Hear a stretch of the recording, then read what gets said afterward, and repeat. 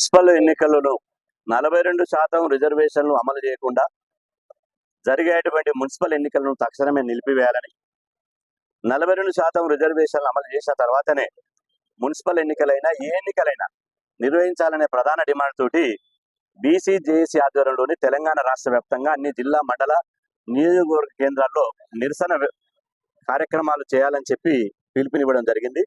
అందులో భాగంగానే ఈరోజు హైదరాబాద్లోని అంబేద్కర్ గారి విగ్రహం దగ్గర బీసీ జేఏసీ ఆధ్వర్యంలో పెద్ద ఎత్తున నిరసన తెలియజేస్తున్నాం. ఈ నిరసన ఇవాళ కాంగ్రెస్ ప్రభుత్వానికి కనువిప్పు కావాలి. ఈ నిరసన కాంగ్రెస్ ప్రభుత్వానికి చిత్తశుద్ధి ఉంటే ఈ నిరసన ద్వారానైనా ప్రభుత్వం దిగొచ్చి బీసీలకు 42% రిజర్వేషన్లు ఇస్తామని స్పష్టమైన ప్రకటన చేయాలి.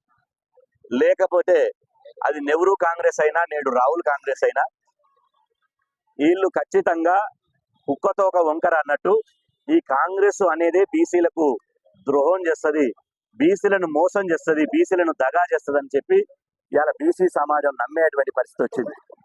ఈరోజు మేము అడుగుతున్నాం, గ్రామ పంచాయతీ ఎన్నికలు పెట్టిన సందర్భంగా మాకు కేంద్రం నుంచి నిధులు రాలేదు, అదేవిధంగా కోర్టు మా మెడ మీద కత్తి పెట్టిందని సన్నాయి నొక్కింది. మరి మున్సిపల్ ఎన్నికలకు ఏ కోర్టు తీర్పులు ఉన్నాయి? మున్సిపల్ ఎన్నికలకు ఏ కేంద్ర నిధులు ఉన్నాయి? 42% రిజర్వేషన్లు పెంచకుండా మిమ్మల్ని మున్సిపల్ ఎన్నికలు పెట్టమని ఎవరు డిమాండ్ చేశాడు? ఇవాళ కావలసి కూడబెట్టుకొని ఇవాళ మీరు బరాబర్ బీసీలను దగా చేయడానికి మోసం చేయడానికి మాత్రమే మున్సిపల్ ఎన్నికలతో బీసీల గొంతు కోయడానికి ముందుకొచ్చారు. నిన్న మేడారంలో కేబినెట్ సమావేశం జరిగింది. కేబినెట్ సమావేశం జరిగిన సందర్భంగా రేవంత్ రెడ్డి గారు మాట్లాడుతూ చరిత్రలో ఒక బహుజన దేవతల వద్ద వన దేవతల వద్ద ఎప్పుడు కూడా కేబినెట్ సమావేశం జరగలేదు అన్నాడు. నేను అంటున్నా, మేడారంలో జరిగినటువంటి కేబినెట్ సమావేశం వల్ల బీసీ ఎస్సీ ఎస్టీ మైనార్టీ సమాజానికి ఏమైనా ఉపయోగం జరిగిందా?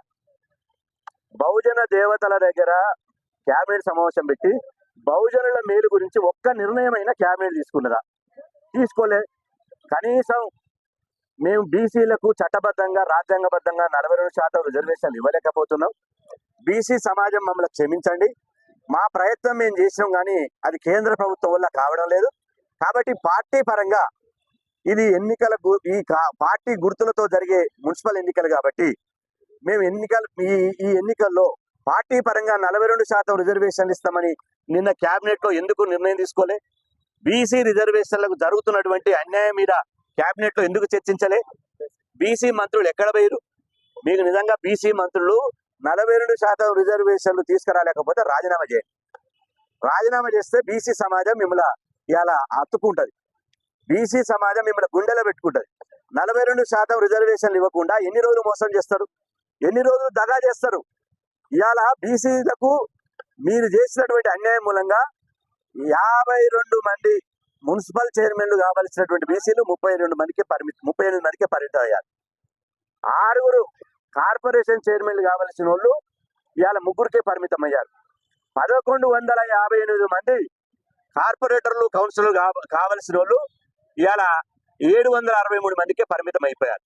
అంటే మీరు మాత్రం ముఖ్యమంత్రులు కావాలి, ప్రధానమంత్రులు కావాలి, రాష్ట్ర మంత్రులు కావాలి, ఎమ్మెల్యేలు కావాలి, ఎంపీలు కావాలి, కానీ బీసీలు కౌన్సిల్ కార్పొరేటర్ కావద్దా?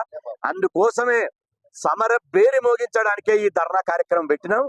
ఇది ఎట్టి పరిస్థితుల్లో కాంగ్రెస్ ఈ రిజర్వేషన్లు 42% రిజర్వేషన్ రాకుండా ఎగ్గొట్టి బీసీ సమాజాన్ని మోసగించుతున్నటువంటి ఈ యొక్క కాంగ్రెస్ ప్రభుత్వం, ఈ యొక్క బీజేపీ ప్రభుత్వం, కేంద్రంలోని బీజేపీ ప్రభుత్వాన్ని బీసీ సమాజం రాజకీయంగా వచ్చే ఎన్నికల్లో బొందబెట్టడానికి సిద్ధమవుతున్నది. మీరు బీసీలను తడిగుడ్డతో గొంతుకొచ్చారు. బీసీ సమాజం అన్ని గమనిస్తున్నది.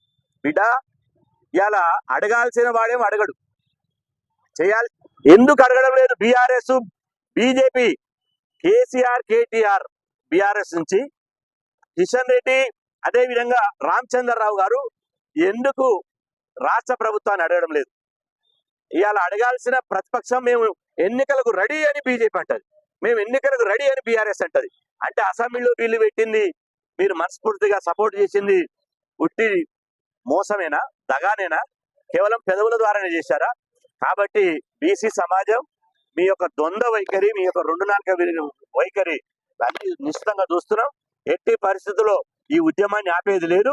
మున్సిపల్ ఎన్నికలు ఆపేయాలి, లేదంటే 42% రిజర్వేషన్లు ఇచ్చిన తర్వాతనే ఎన్నికలు పెట్టాలి. లేకపోతే మాత్రం రాష్ట్రం అగ్నిగుండం అవుతుంది. మరొకసారి బంద్ పిలిపి వల్ల ఏమి వల్ల రేపు హైదరాబాద్ లో రేపో ఎల్లుండో జేఏసీ సమావేశం కూర్చుంటది. జేఏసీ సమావేశం నిర్వహిస్తాం, భవిష్యత్ కార్యాచరణ ప్రకటిస్తాం. ఎట్టి పరిస్థితుల్లో బీసీ ద్రోవులను, బీసీ ప్రజాక్షేత్రంలో వాళ్ళని రాజకీయంగా పొందబెట్టడానికి మా కార్యాచరణ ఉంటుందని చెప్పి ఈ సందర్భంగా తెలియజేస్తున్నాం.